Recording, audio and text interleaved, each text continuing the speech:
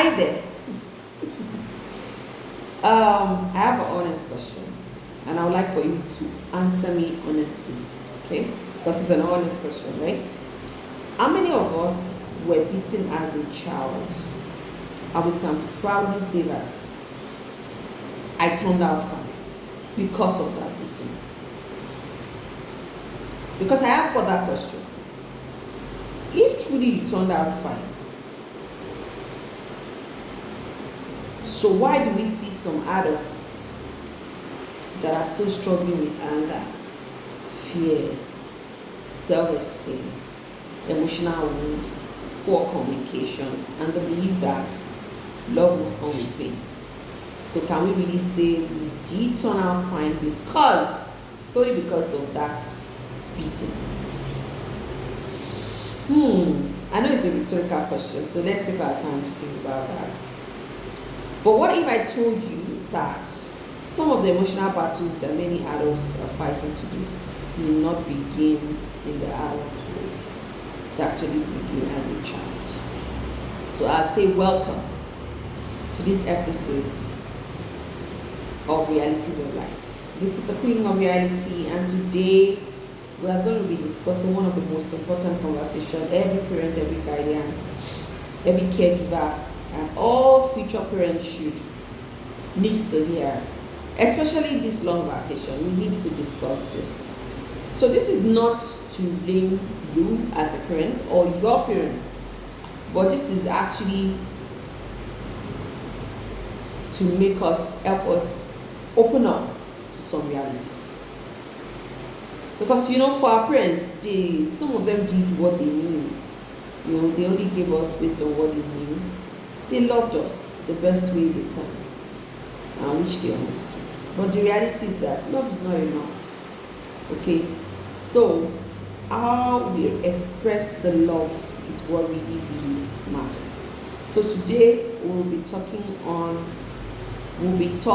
about parenting without violence.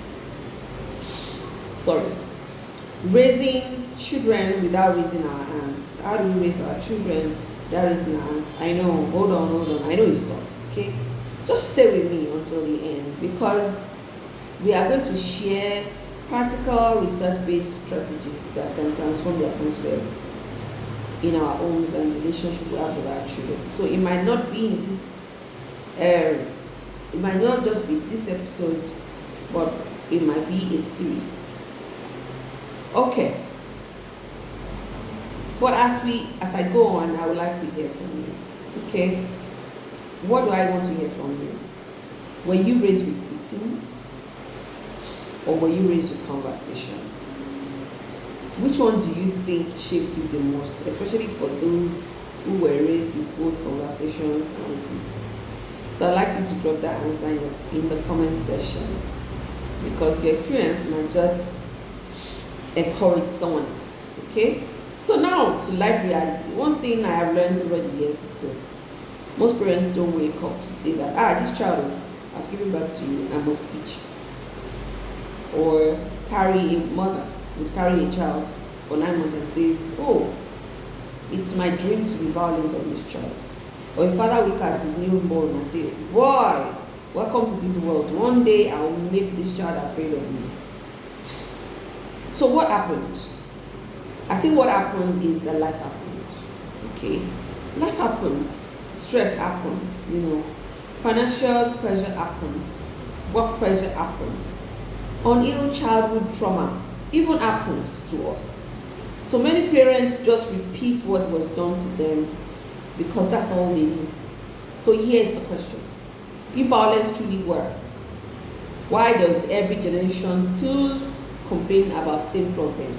What are the same problems? Aggression, anxiety, depression, drug abuse, broken relationship, domestic violence, poor emotional intelligence. Why do we still complain about all of this?